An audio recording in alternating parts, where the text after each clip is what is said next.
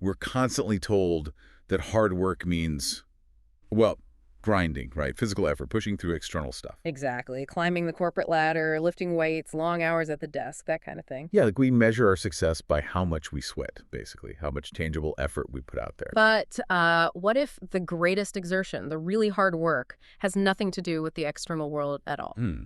Today, we're doing a deep dive into a pretty fascinating esoteric text. It completely reframes this whole concept of labor. Okay. We're looking at specific teachings from the Sacred Atlantean Brotherhood, and these come directly from its founder, Grandmaster WaXhira. Right. And the core idea, the thesis we really need to unpack here is this. The only truly hard work is, and I'm quoting, seeing through the illusion created by the senses and the mind. It's quite a statement. It really is. It suggests that while we're all busy trying to move mountains out there, the real mountain, the fundamental one, is actually inside our own heads, stationary. So our mission today is to figure out, well, how is this illusion built? And more importantly, how do we start to dismantle it? It's a powerful challenge, no doubt.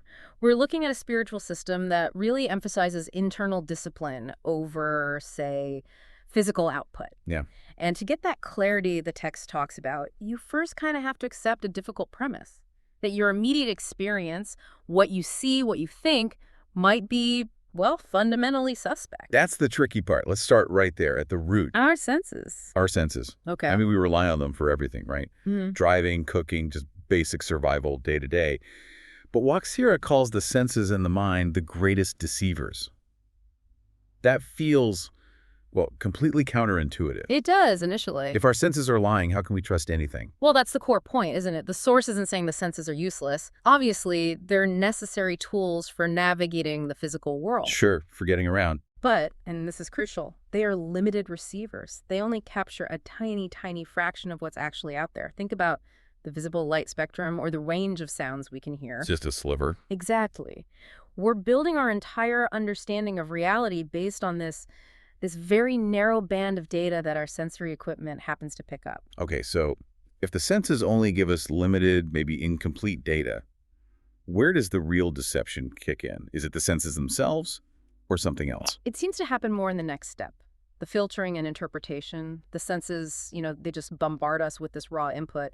The text calls it a distorted picture. Distorted picture, right. But then the mind, which the text portrays as this great weaver of tales, takes that limited, distorted data and immediately starts spinning stories around it. Ah, the stories. Like when you get a text message and instantly read a certain tone into it based on your mood, even if the words are neutral. Precisely that. The mind creates concepts, judgments, beliefs, things that feel absolutely solid and true. Think about gravity or time or permanence.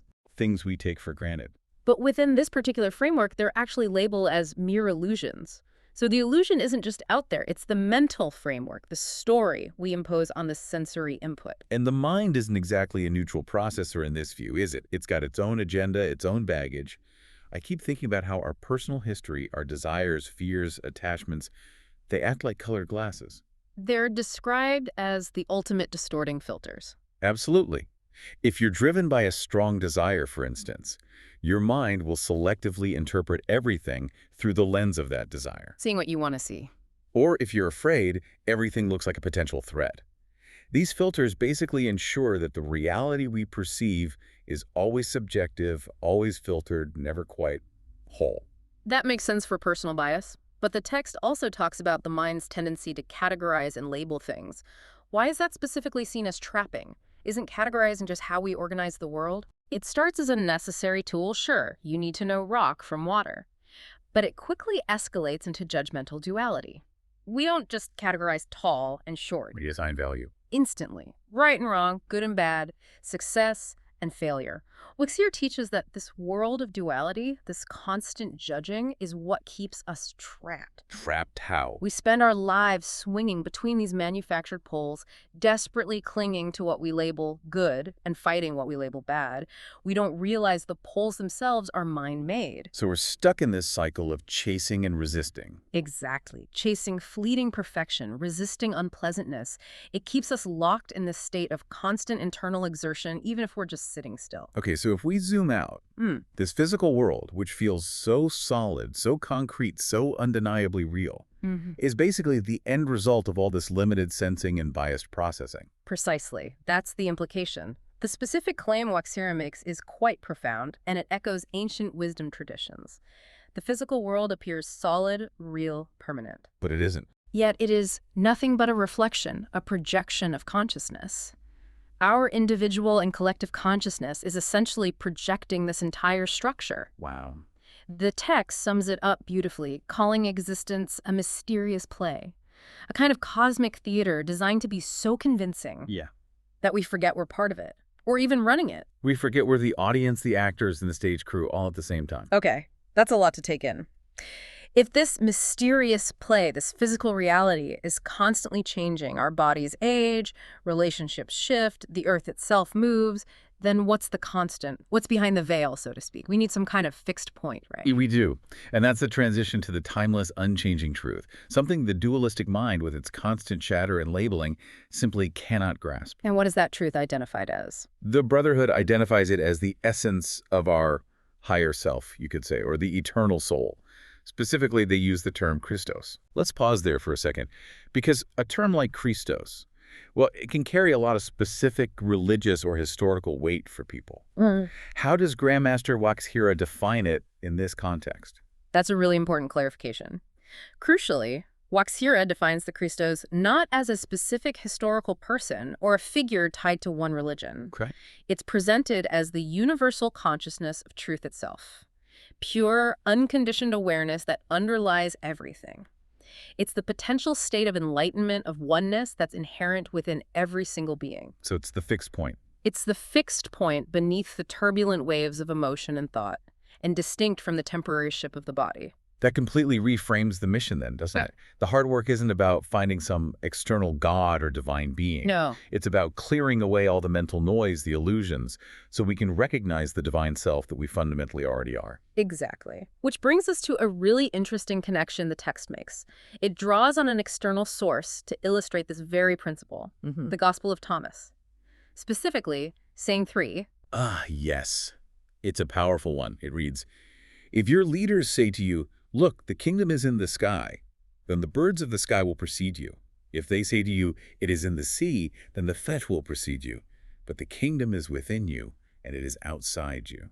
Now, if you connect that quote directly back to this idea of the illusion created by the senses and the mind, it powerfully dismantles the idea of separation. The very moment you start looking for ultimate truth, the kingdom, somewhere external, You've already been tricked. the mind has already deceived you. Because the senses always tell you it's over there. They establish distance, difference, duality. So the feeling or belief that we are separate from our higher self or from the divine or the kingdom, that belief is the mind's ultimate trick. That's the core illusion, according to this teaching. We're searching outside ourselves for something that has always been our fundamental essence. Because it's both within and outside. Precisely. If the Christos, this universal truth, is both within you and outside you, meaning it's everywhere, non-locally, then the moment you try to pin it down with sensory data, it's in the sky, it's in the sea, or with a mental concept, it's this idea, you've created a boundary where none exists. And the truth is non-dual.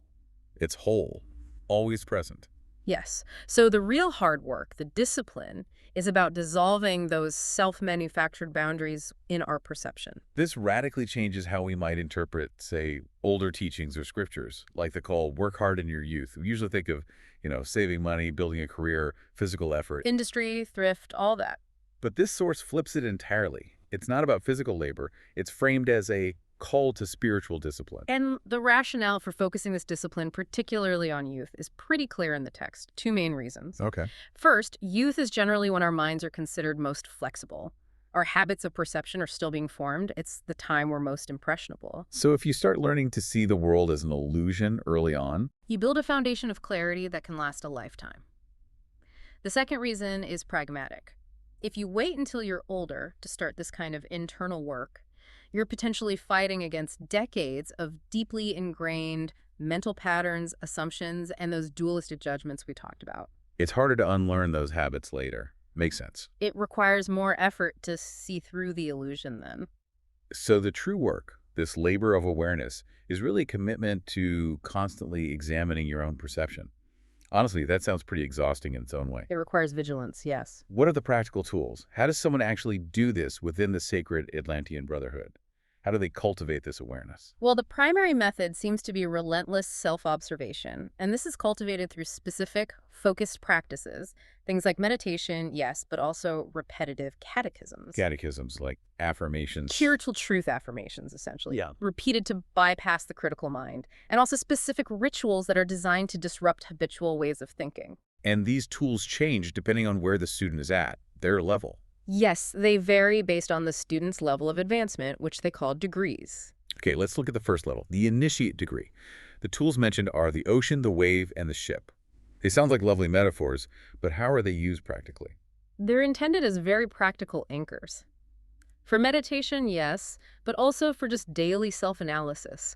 The student is taught to identify these three components immediately in any situation. Okay, start with the ocean. What does that represent? The ocean represents the vast, infinite nature of consciousness itself, the Christos, the unchanging foundation beneath everything. So how is that a tool? When a student feels overwhelmed by daily stress or emotional chaos, they're instructed to consciously remember the immense, deep, peaceful nature of the ocean.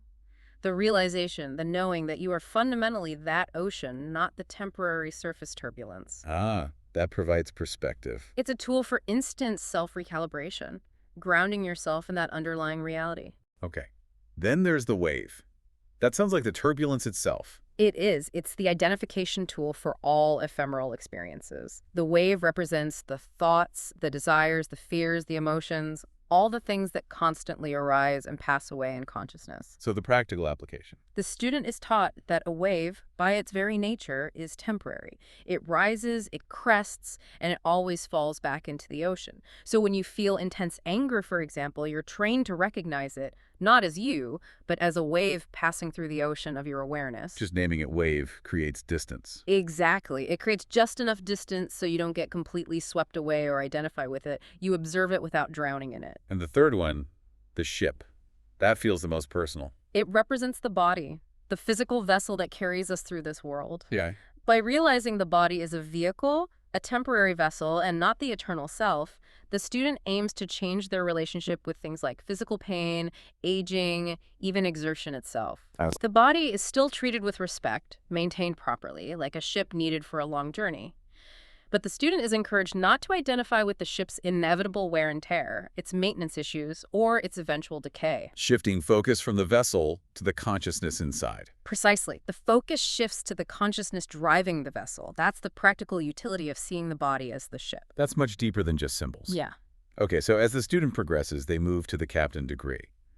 The tools listed here are intuition, inner vision, and conscience. How do these differ? At the captain level, the work shifts more from observation to, let's say, action guided by inner knowledge. Intuition, for instance, isn't just a vague gut feeling anymore. What is it then? It's framed as immediate, unmediated knowledge received directly from the Christos consciousness, effectively bypassing the rational dualistic mind altogether. Direct knowing and Yeah. inner vision. Inner vision is described as the capacity to perceive the spiritual reality behind the physical illusion, to actually start seeing the world as a projection, not just intellectually understanding it. Okay, and conscience. That one often gets tied to morality, which can feel like judgment, something the mind creates. How is it defined here? Yeah, that's a good point. It's defined here less as cultural morality, shoulds and shouldn'ts, and more as the internal compass or mechanism that aligns the individual will with universal truth, with the Christos. So it guides the ship. It guides the ship, helping the captain navigate away from actions driven purely by fear or desire, those distorting filters we talked about earlier. It steers towards non-duality. And the ultimate guide for the captain is the blazing star. The blazing star symbolizes that inner truth embodied. It's the light that illuminates the path towards realizing all is one. It represents the constant, unwavering inner awareness that the material world is simply reflecting a higher, unified spiritual reality. And the work at that level. The labor of the captain degree is the continuous moment-to-moment alignment with that blazing star. It demands rigorous self-honesty and absolutely zero tolerance for self-deception. It really brings it home that the hardest work is indeed internal, because it requires this constant vigilance against, Well, against ourselves, our own minds, our own perceptions. Yes. It's like standing still against this incredibly powerful, seductive current of sensory input and mental judgment. That does seem far harder, in a way, than fighting some external enemy. So, circling back to the core idea, the ultimate goal isn't really about physical exertion, but about fundamental alignment, piercing that veil created by the mind and senses. To align ourselves with these deeper, universal truths. Right. And if you apply this framework, then really every moment becomes an opportunity for this kind of spiritual labor, not just the times you set aside for formal meditation or practice. So if we accept this premise, how should we, listening to this, approach our own discipline moving forward? Do we need to actively fight the illusion? Try to destroy it? Or just ignore it? And that brings us perfectly to the final, quite provocative thought that the source material itself leaves us with. Grandmaster WaXhira states that the illusion isn't actually our enemy. It isn't. No. It's described as a necessary part of the journey, a kind of purposeful veil that's there specifically to challenge us, to make us go deeper. So the illusion itself has a purpose. Apparently so. So here's the question to really ponder. If the illusion, all the suffering, the duality, the mental traps, is actually essential for our spiritual growth, how does accepting its necessary role fundamentally change your approach to spiritual discipline? Does it shift the work? Maybe from actively fighting the illusion to simply observing it, accepting its presence, and maybe even utilizing it as the perfect spiritual workout it was designed to be? Wow. That reframes struggle completely. That's the question the text suggests that ultimately dictates true self-mastery. A profound challenge to how we think about effort, struggle, and purpose. Thank you for helping us navigate what might just be the only hard work that truly matters.